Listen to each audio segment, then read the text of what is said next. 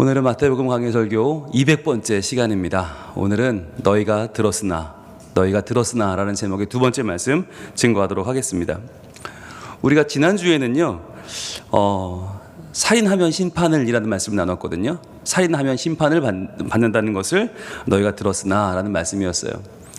거기서 핵심은 살인하지 말라라는 이유가 이게 사람이 존귀하고 사람이 가치 있고 그 사람과의 사랑하는 관계를 말하는 게 아니라 살인하면 너 심판받으니까 벌 받을 거니까 살인하지 말라라는 이야기를 계속 하고 듣고 그게 정상인 줄 알고 지금까지 왔다는 거죠. 그렇게 들어왔다는 거죠. 근데 예수님은 그것을 지금 끊어내시는 거예요. 야, 그거 아니야. 하나님의 말씀이, 율법이 마치 안 지키면 벌 받으니까 지켜야 되는 것처럼 그렇게 알고 지키는 거, 야, 그게 얼마나 참 불행한 일이냐라고 하는 거죠. 여러분, 우리가 벌 받을까 봐 어떤 일을 한다면 그것을 하는 동기 중에는 가장 열등한 것이죠. 긍정적인 동기가 얼마나 많이 있고 얼마나 우리가 서로 사랑할 이유가 많은데, 내가 이 일을 하는 이유는 벌 받기 싫어서, 심판받을까 봐 이 일을 한다. 여러분, 그것은 가장 불행한 일이 아닐 수 없죠. 그래서 우리가 이 시대가 지나면서 점점 세상이 더 통제 사회가 되고 더 강압적인 사회가 되는 이유는, 우리의 욕망은 더 커지는데 그것을 통제하는 방법들이 더 필요하다 보니까 더 굴레 씌우고 사람들을 내리 누르는 건데, 여러분, 그런 방법이 결코 옳지 않다라고 말씀드렸습니다. 그러면 이 율법을 두려워하지 않고 어떻게 그러면 우리가 살 수 있을까? 어떤 동기로 그러면 하나님의 말씀을 따를 수 있을까라는 말씀을 지난주 우리가 디모데후서 1장 말씀을 통해서 공부했는데요. 한번 볼까요? 디모데후서 1장 7절부터 한번 보겠습니다. 7, 8, 9 석절을 저희가 봤는데, 사도 바울이 디모데에게 보내는 편지에서 이렇게 말하고 있어요. 그 디모데 후서는 가장 이 바울이 신학이 무르익었을 당시, 거의 말년입니다. 이때 말하는데 뭐라고 하냐면, 하나님이 우리에게 주신 것은 두려워하는 마음이 아니요, 즉 두려워하는 마음 때문에 율법을 지키고 두려운 마음으로 목회하고 두려운 마음으로 전도하면 안 된다는 거예요. 그럼 뭘로 해요? 오직 능력과 사랑과 절제하는 마음이니 라고 강조하고 있어요. 즉, 우리도 살아가면서 신앙생활 하는 이유, 왜 교회 열심히 다녀야 되나? 왜 예수 열심히 믿어야 되나? 왜 우리가 맡은 직분을 감당해야 되나? 그러면 안 하면 벌 받을까봐, 안 하면 지옥 갈까봐, 안 하면 심판받을까봐가 아니라 세 가지죠. 능력과 사랑과 절제인데, 능력이 뭐예요? 이게 복음이에요. 복음을 행하는 능력이에요. 복음을 이해하고 복음대로 살아가고 복음을 전하는 능력이고요. 두 번째, 사랑은 뭐예요? 사랑은 두려움을 물리치는 힘이죠. 그래서 사랑의 능력을 경험해야만 우리는 그 사랑으로 두려움을 이겨내죠. 그리고 절제하는 마음은 자기를 통제하는 마음이라고 했어요. 즉, 우리의 마음은 두려운 마음이 가득 차게 돼요. 잘 모르고 불안하고 모든 걸 내가 통제할 수 없을 때 우리는 불안해지거든요. 그럴 때 신앙생활을 함에 있어서 두려움을 자극하는 신앙은 가장 저급한 겁니다. 그러니까 이단들이 많이 하는 짓이 뭐냐면, 말세가 가까웠다는 거 아니에요. 가깝게 뭐가 가까워요? 지금 말세인데. 이단은 정말 말씀을 몰라요. 그러니까 자기네가 유리한 대로 갖다 붙이는 거예요. 이제 세상이 종말이 얼마 남지 않았으니까 집 팔고 논 팔고 다 팔아서 가져와라, 이런 식으로 시한부 종말론을 이해하는 이단이 너무 많고, 또 그러니까 교주의 한마디가 중요해지고 핵심적인 이 교계의 가르침이 중요해지고 권위가 더 생기게 되고 사람들은 무지하게 따라가고, 이런 모습들이 이단 가운데 너무 많죠. 보면서 왜 저러나 싶잖아요. 왜 저러나? 두려움 때문에 그런 거예요. 불안함 때문에 그러는 거예요. 세상이 점점 더 알 수 없는 미궁에 빠지니까 사람들이 내가 자신이 없어요. 그러다 보니까 우리가 혹세무민 되는 경우들이 많이 있는데, 그럴 때 중요한 게 뭐냐면 오직 능력과 사랑과 절제, 이 세 가지라는 거죠. 이 능력과 사랑과 절제하는 마음이 갖는 바는 뭐냐면, 세 가지의 공통된 특징은 두려움을 이긴다는 거예요. 두려움을 이기는 것이 복음이고, 두려움을 이기는 것이 사랑이고, 두려움을 이기는 것이 절제예요. 그래서 이 세 가지의 마음을 가지고 우리가 두려워서가 아니라 하나님을 기대하는 마음으로, 하나님을 사랑하는 마음으로 그렇게 세상을 살아가야 된다는 거죠. 여러분, 종말이 오죠. 올 겁니다. 예, 반드시 옵니다. 그런데 우리가 요한계시록 공부를 통해 이미 공부했지만, 말세는 지금이 말세고 종말은 곧 올 텐데, 우리는 그것을 두려워하지 말고 기뻐하며 감사하며 찬양하며 맞이하면 되는 거죠. 지금 열심히 살고, 그러니까 우리가 두려움을 주는 세상의 여러 가지 문화들, 두려움을 주는 이단에 귀를 기울일 필요가 없는 거예요. 오직 복음으로, 오늘도 능력으로 복음 전하고 또 더 사랑하고 더 절제하면서 우리의 마음을 스스로 잘 컨트롤하면서 하나님이 주시는 말씀으로 내 삶을 변화시켜 나가는 노력이 필요하죠. 자, 그래서 그렇게 두려움을 이기고 해야 되는 게 뭐예요? 8절이었죠. 그러므로 너는 내가 우리 주를 증언함과 또는 주를 위하여 갇힌 자 된 나를 부끄러워하지 말고. 그렇죠. 두려움에 빠지면 부끄러워집니다. 복음 전하다가 갇힌 것이 부끄러워지고요. 저렇게 감옥에 있는 스승님이 부끄러워지죠. 근데 그거 아니죠. 지금 바울은 초점이 뭐냐? 갇혔냐 나왔냐가 아니에요. 그의 초점은 우리 주를 증언하는 일을 내가 했냐 못했냐, 또는 주를 위하여 갇혔냐 안 갇혔냐, 이게 중요한 거지. 주를 위하여 갇혔냐, 내 일 하다 갇혔냐가 중요한 것이고, 주를 증언했냐 못했냐가 중요한 것이지, 갇혔냐 말았냐는 별로 중요한 게 아니에요.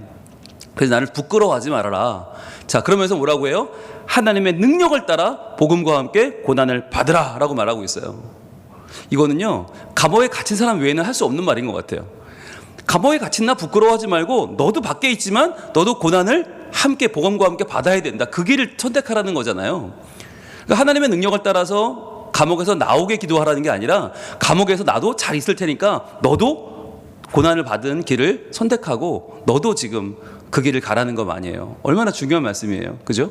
하나님의 능력은 우리의 편안함이 아니고 하나님의 복음을 전하는 길이다라고 지금 말하고 있는 거죠. 그러면서 그런 하나님 우리가 따르는 이유가 9절입니다. 9절. 하나님이 우리를 구원하사 거룩하신 소명으로 부르심은, 그랬죠. 우리를 구원하셨기 때문에, 또 구원하신 것뿐만 아니라 거룩한 소명으로 불렀기 때문에 우리는 하나님을 따를 수밖에 없죠.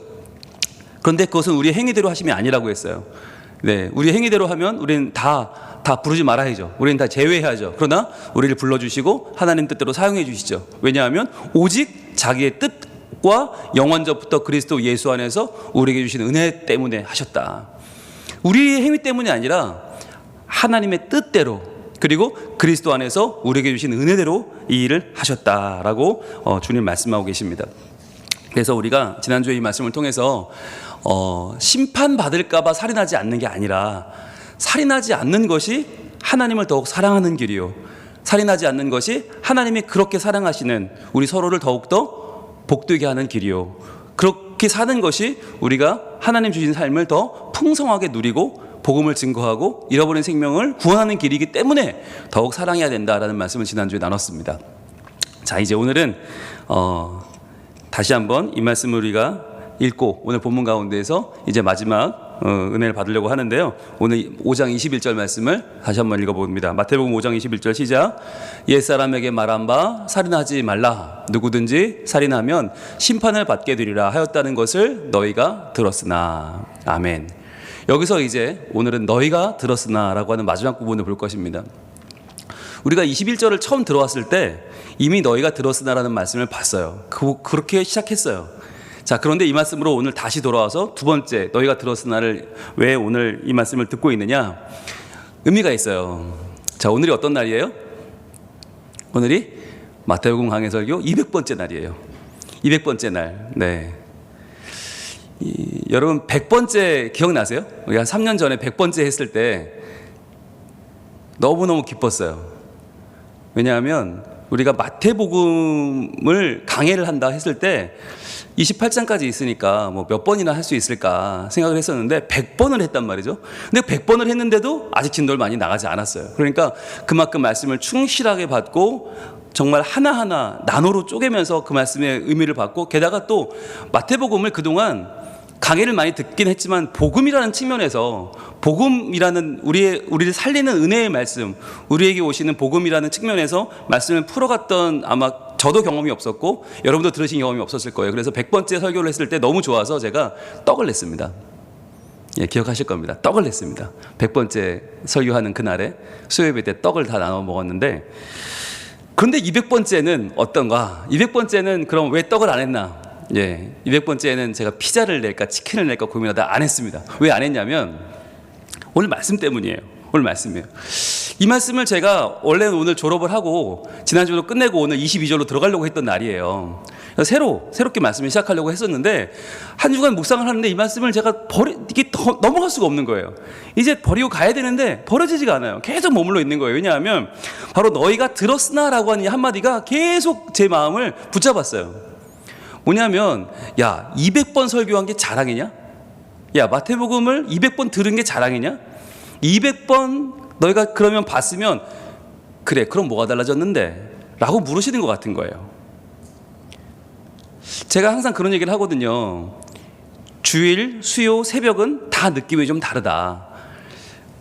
새벽이 하루에 한 장을 통해서 성경의 흐름을 잡아가고 맥을 짚어가는 거라고 한다면 주일 설교가 그야말로 누구나 올 수 있는 오래 믿은 사람이든 어제 믿은 사람이든 오늘 처음 나온 사람이든 누구나 참여할 수 있는 그런 열려있는 자리라고 한다면 게다가 뭐 다른 세대도 다 들을 수 있고 이미지 설교도 하고 PPT도 쓰고 그렇게 좀 축제 예배 열려있는 예배라고 한다면 수요일은 좀 다르다 내가 강조를 잘 하거든요. 수요일은 뭔가 좀 깊이도 있고 뭔가 좀 이 관계적인 주고받는 그런 상황에서 말씀을 나눈다. 그래서 더 시간도 여유를 가지고 더 분위기도 훨씬 더 무르익는 자리가 된다. 그래서 저희가 비대면 때 유일하게 수요예배만 안 모였어요.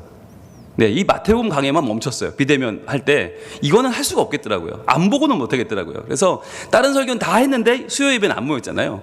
자, 그럴 정도로 수요예배 제가 애정을 가지고 있는데 또 불구하고 200번째가 딱 되니까 주님이 딱 이 말씀을 저에게 너희가 들었으나 라는 말씀을 계속 주시는 거예요. 여러분 우리가 뭐라고 답하면 좋을까요? 너희가 200번을 들었으니까 라고 했으면 얼마나 좋았을까? 들었으므로 들었으니 이제는 그랬으면 얼마나 좋았을까? 그런데 왜 들었으나 말씀이 이렇게 멈췄을까? 너희가 들었으나 여기서 제가 이제 한 주간 계속 마음이 머물렀던 것은 그거예요. 지금 이 말씀이 우리에게 정말 힘이 되고 있는가? 이 말씀이 그냥 와서 수요일의 즐거움으로 끝나고 있지 않는가? 우리가 그런 경우 있잖아요. 주말 연속극이라고 하는 건 어떤 힘이 있어요? 주말 저녁에 내가 누리는 기쁨이잖아요. 주말 저녁에 단단이와 영국이의 사랑 이야기를 보면서 내가 그래도 예전으로 돌아간 것 같기도 하고 그러면서 또 여러 가지 스트레스도 풀고 즐거운 시간. 그런데 그걸로 땡이잖아요, 사실. 주말 드라마 토요일날 주일날 저녁 때 그거 본다고 재미는 있지만 그거 본다고 내가 달라지진 않아요. 그냥 즐거울 뿐이에요. 그리고 다음 주 어떻게 될까? 기대는 되겠죠. 그러나 나하고 상관없어요. 왜? 그거 완전히 허구고 그건 그 극 중에 사람들이 다 알아서 할 거고 작가가 할 거고 PD가 할 거지. 나는 뭐라고 그래요? 불평불만만 하면 돼. 아유 내용이 또 지지부진해. 아직도 기억이 안 돌아와. 왜 이래 말만 할 뿐이지 실제로는 나하고는 아무 상관없어요. 그 드라마는. 근데 그렇게 주말 드라마 보듯이 우리가 혹시나 정말 만약에 혹시나 이 수요 예배가 그렇게 지금 진행되고 있는 건 아닐까라는 생각이 문득 들은 거예요.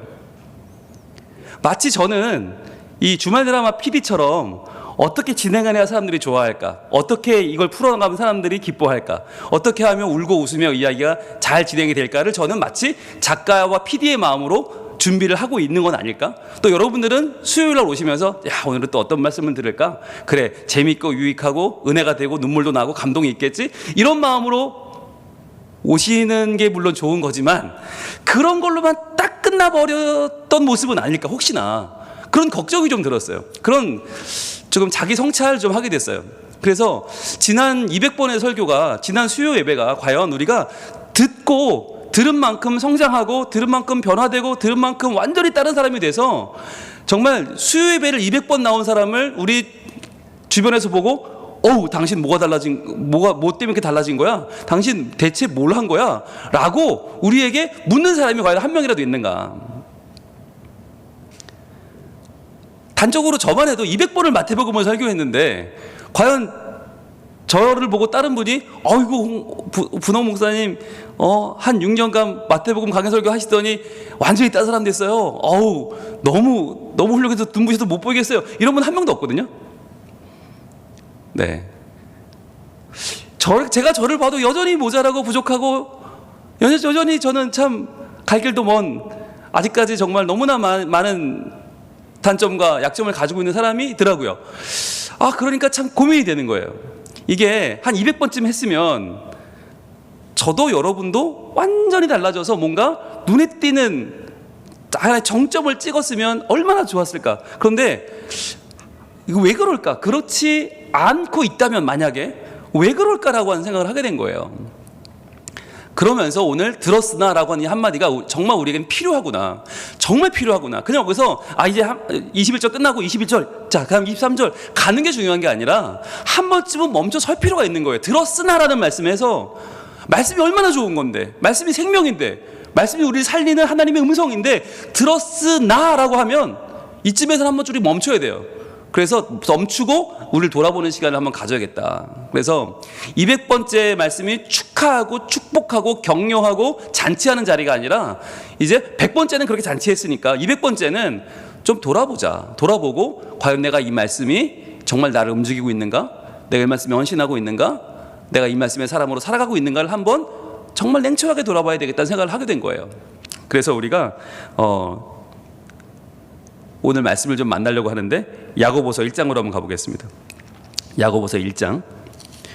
여러분, 야고보서가 가지고 있는 오해는 뭐냐면 행위만 강조한다는 거예요. 여러분, 그게 야고보서가 받는 오해예요. 그런데 여러분, 절대 그렇지 않아요. 야고보서는 믿음을 강조하는 책이에요. 근데 믿음을 실증하라고 말하는 책이에요. 바울 서신들이 믿음이 중요하다로 끝난다면 야고보서는 그래서 어쩔 건데 라고 묻는 거예요. 그 믿음을 보여야지 라고 말하는 책이 야고보서. 그러니까 야고보서는 어찌 보면 행위가 아니라 정말 믿음을 강조하는 가장 믿음에 집중하는 책이에요. 자, 그 책이 뭐라고 하는가? 야고보서 1장 22절입니다. 야고보서 1장 22절. 자, 우리 같이 한번 읽어봅니다. 시작. 너희는 말씀을 행하는 자가 되고 듣기만 하여 자신을 속이는 자가 되지 말라. 예. 자, 말씀을 200번을 들었다. 마태복음 강의 들고 200번 들었다. 그럼 어떻게 돼야 돼요? 행하는 자가 돼야 된다. 즉 내가 들었기 때문에 행했습니다 라고 하는 게 200까지는 아니더라도 100까지 아니 50까지 아니 10까지 아니 몇 가지는 있어야 되는데 과연 그게 있느냐고 우리는 돌아봐야 되는 거예요. 200번을 들었습니다가 아니라 내가 그것 때문에 뭘 행했나. 만약에 내세울 게 없다면 그 다음으로 우리는 봐야 되는 게 뭐냐. 듣기만 하여 자신을 속이는 자가 된 건 아닌가. 그러니까 듣기만 하고 자기를 속이는 자는 뭐예요? 들었으니까 마치 내가 그렇게 사는 것처럼 착각하는 거예요. 자기를 속이는 거예요. 여러분, 이게 굉장히 중요한 거예요. 우리는 누군가를 잘 속여요. 근데 그 제일 잘 속는 사람이 누구예요? 나 자신이에요. 나 자신이 제일 잘 속아요. 왜냐하면 모든 변명이 통하거든요. 나한테는 모든 구실이 통하고 모든 합리화가 통해요. 난 다 이해해 주니까. 그러니까 말씀을 들으면 난 내 스스로 마치 그렇게 살고 있는 것처럼 오해를 해요. 오늘날 말씀의 홍수시대 아닙니까? 인터넷이시고 어디고 다 말씀이 막 넘쳐요. 그러다 보니까 말씀을 들으면 마치 내가 그렇게 사는 양, 그렇게 내가 하고 있는 양 오해하고 사람들이 그걸로 만족하게 되는 거예요. 자기는 실제로는 하나도 달라지지 않았는데 자신은 똑같이 살고 있으면서 마치 좋은 얘기를 들었으니까 나는 그렇게 바뀌었어 라고 자기를 오해하는 거죠. 여러분, 이게 굉장히 이 삶의 편차가 큰 거예요. 내가 보는 나의 모습과 남이 보는 나의 모습이 너무 차이가 나는 거예요. 나는 굉장히 선한 사람이고 나는 굉장히 위대한 사람이고 나는 굉장히 멀쩡한 신앙인 같은 남들이 볼 때는 야, 뭐 저런 게 다 있냐라고 하는 거죠. 왜 그런 차이가 나는가? 이게 듣는 것의 함정이에요.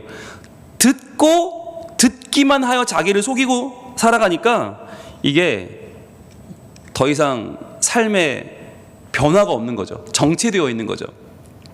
자, 그러면 23절. 그럼 이게 왜 문제인가? 23절이 이렇게 이어집니다. 누구든지 말씀을 듣고 행하지 아니하면, 자, 말씀을 듣고 행하지 않는다. 이게 지금 현대인들의 가장 큰 문제거든요. 듣는데 행하지 않아요. 자, 그는 어떤 사람이냐? 거울로 자기의 생긴 얼굴을 보는 사람과 같아서 그랬어요. 여러분, 말씀의 1차적인 기능은 바로 거울의 기능입니다. 말씀은 나를 돌아보게 합니다. 여러분, 이게 굉장히 중요한 기능이에요. 거울로 자기의 생긴 얼굴을 보는 거, 이게 중요하거든요. 어떤 때는요, 저도 설교하다가 화끈화끈하고 얼굴이 달아오를 때가 있어요. 내 치부, 감추고 싶은 치부를 하나님이 설교를 통해 드러내시게 하시는 말씀을 통해 저를 막 찌르시는 경험을 해요. 저도 아마 여러분도 다르지 않을 겁니다. 아마 말씀을 듣다가 목사님이 우리 집 사정을 아시나? 이런 날이 있을 거예요. 누가 얘기했지? 목사님 오늘 나한테 말씀하시는 것 같아. 창피해. 부끄러워. 튀어나갈까? 이런 마음이 든다면 그게 뭐냐면 거울의 기능이에요. 말씀이 나를 비춰주고 있는 거예요. 그래서 내가 얼마나 지금 하나님 앞에 연약하고 부족한지를 나를 보게 하시는 거죠. 자, 그런데 이게 바로 말씀에 반응하는 첫 단계인데, 이 문제는 뭐냐면 여기서 우리를 막아버려요. 아니야 괜찮아. 난 그런 사람 아니야. 내가 왜 그런 생각을 했지? 하나님 지금 나한테만 그러는 거, 저거 내 얘기 아니야. 우리 닫아버려요. 금방. 왜? 부끄러우니까. 거기서 내가 눈물이 터지고 내가 삶을 고백하고 내가 새로워지려고 하면 이게 막는 거예요. 내 스스로 통제를 하는 거예요. 그러면서 마치 그런 사람 아닌 것처럼, 마치 저에게 내 얘기가 아닌 것처럼 자꾸만 다른 사람에게 관심을 집중하고 이야기를 퍼뜨리는 거죠. 여러분, 성경에 보면 말씀 앞에서 깨지고 박살나고 변화되는 사람들 이야기가 천지예요. 온통 다 그런 얘기예요. 이사야 선지자가 하나님의 영광을 보고 화로다 나여 죽게 되었도다. 입술이 부정한 내가 하나님을 배웠도다. 이게 이사야의 반응인데 이게 우리들을 이어야 되잖아요. 그런데 우리는 이 반응을 보이지 않아요. 왜? 부끄러우니까. 남복이 부끄러우니까. 남 부끄러우니까 우리는 가만히 있어. 마치 난 멀쩡한 사람처럼, 아무렇지 않은 사람처럼. 베드로가 예수님께서 너 나랑 사람은 그 어부되자 하실 때 베드로가 엎드렸죠. 엎드려서 주님 저를 떠나서 전 죄인입니다. 엎드렸는데 우리는 엎드리지 않아. 왜? 부끄러우니까. 내가 죄인이라는 걸 남들이 알게 되면 안 되니까 우리는 멀쩡한 사람처럼 예수님 알았다고 수고하셨다고 잘 들었다고 가시라고 그러면 끝나버려요. 아무 일도 벌어지지 않는 거예요. 이게 뭐냐면 거울로 자기의 생긴 얼굴을 보는 사람과 같아서 어떻게 하는가. 그 다음에 이렇게 이어집니다. 자, 우리 24절 이렇게 이어집니다. 보겠습니다. 이렇게 제 자신의 얼굴을 보고 제 자신을 보고 가서 그 모습이 어떠했는지를 곧 잊어버리거니와. 자, 거울을 봤으면 어떻게 돼요? 거울 보면 그 다음 뭐 해야 돼요? 뭐 묻었으면 떼내야 되는 거예요. 거울을 봤으면 어디가 더러우면 닦아야 돼요. 거울을 봤으면 머리가 헝클어졌으면 빗어야 돼요. 일자리 뭐가 끼었으면 치실로 빼야 돼요. 그런데 얼굴로 보고 그 다음 어떻게 해요? 가서 보고 다음에 그 어떤 것도 없어요. 아무 어떤 실천도 없고 그냥 가버려. 그 모습이 어떠했는지를 곧 잊어버리죠. 내가 얼마나 부족한 사람이었는지를 잊어버리고 연약한 사람이었는지를 잊어버리니까 어떻게 돼요? 그 다음부터는 자신 있게 남을 정죄하는 사람이 되는 거예요. 왜? 나는 깨끗하니까. 잊어버렸으니까. 내가 얼마나 큰 죄인이고 얼마나 부족하고 얼마나 정말 비겁한 인생인지를 보기는 봤으나 보고 가버렸기 때문에 아무것도 반응하지 않았으니까 잊어버린 거예요. 그때부터는 자신 있게 할 말 다 하는 거죠. 왜? 나는 떳떳하니까. 잊어버렸으니까. 여러분, 이 망각의 죄인이 너무 많아요. 우리 집 가운데는. 봤으면 바꿔야 되죠. 봤으면 고쳐야 되는데 보고 나서 보기만 했는데 마치 그게 달라진 것처럼 생각한단 말이죠. 그러니까 그런 거죠. 건강검진을 했는데 검진만 받고 아무 반응을 안 하는 거죠. 네, 굉장히 부끄러워지는데.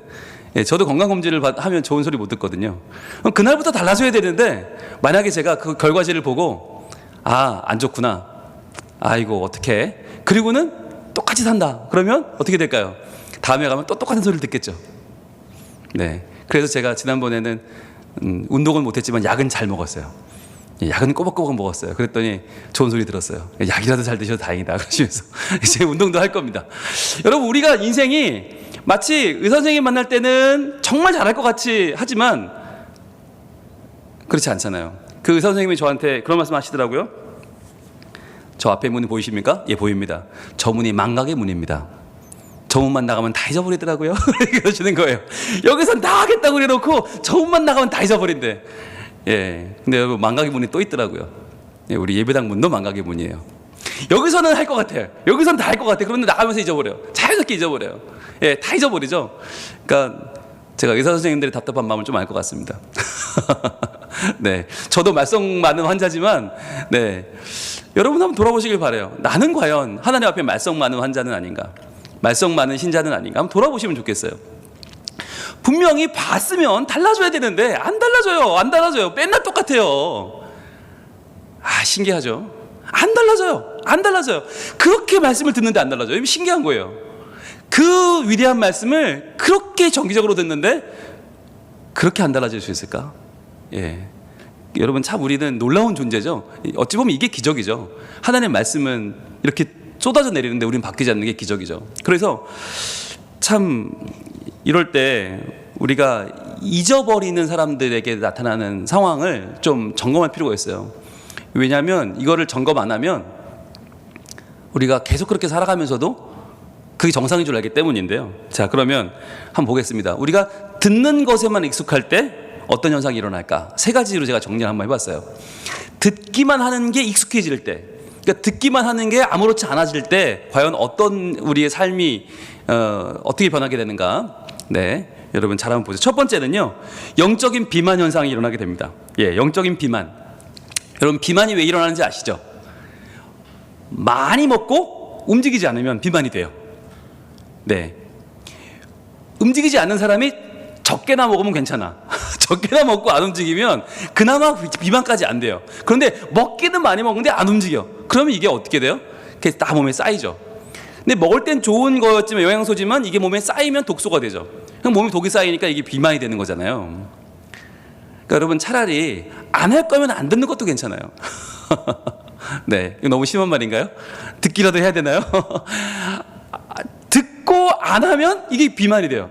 듣고 안 하면 이게 쌓여요. 자꾸 쌓여서 자기 의가 되는 거예요. 왜? 듣긴 들었으니까. 왜? 저 사람은 듣지도 않았어.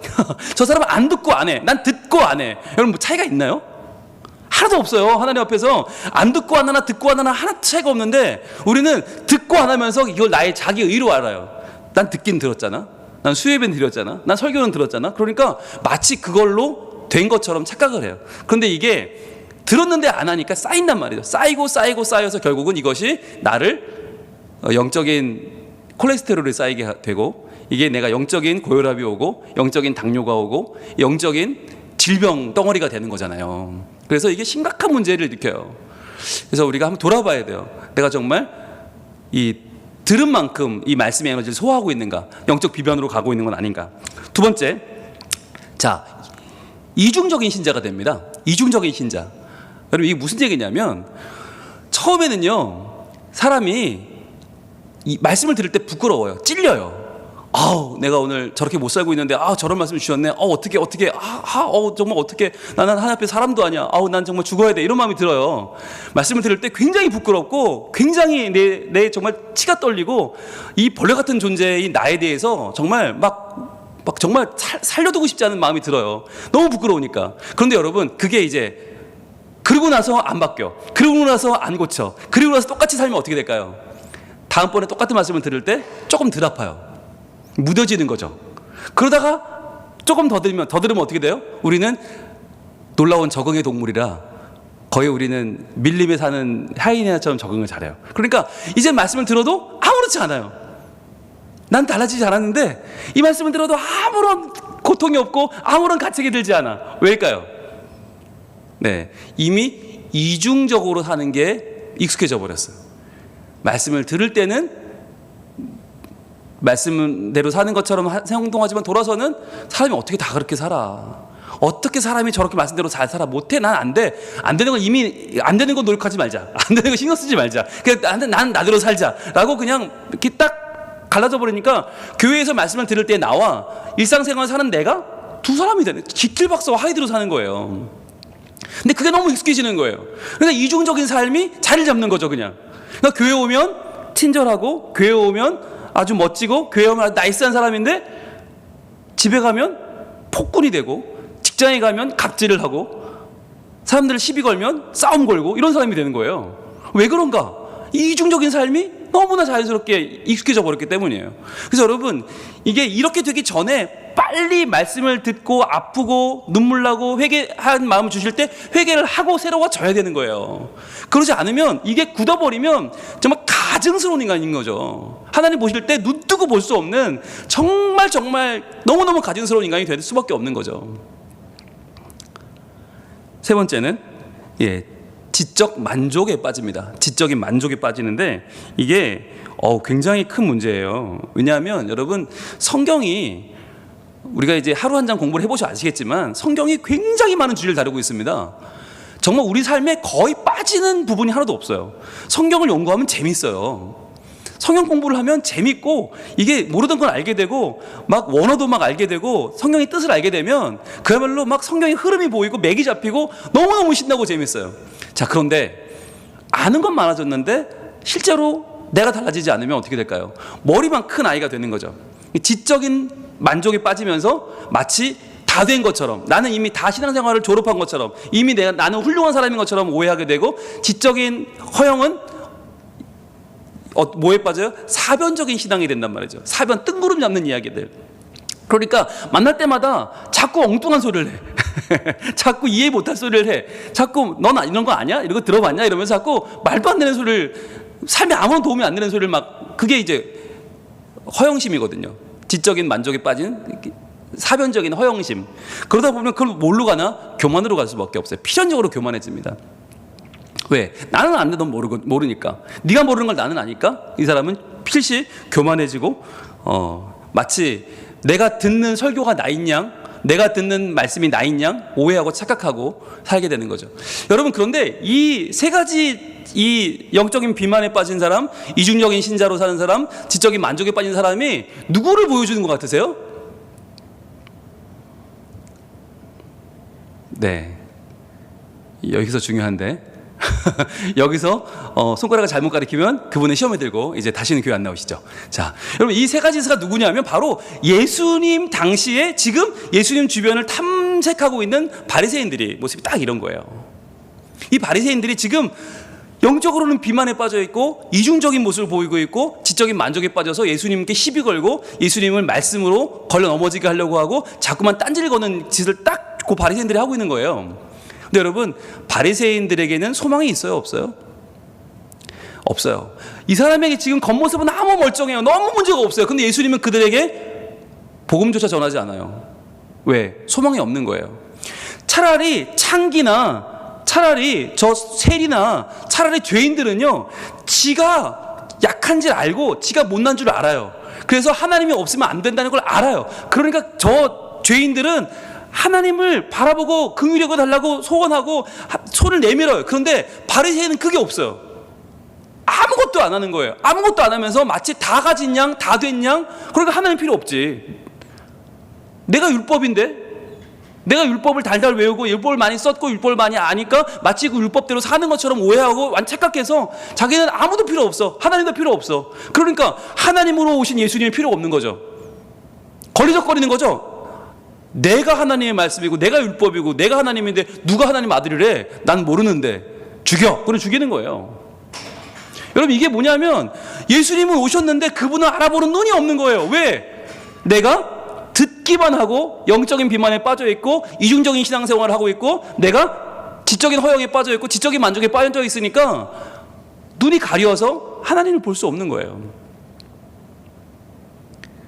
그게 율법주의가 갖는 가장 큰 함정입니다.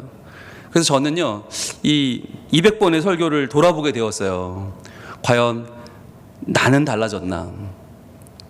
그게 저한테 가장 큰 문제였어요. 아, 내가 달라지지 않았다.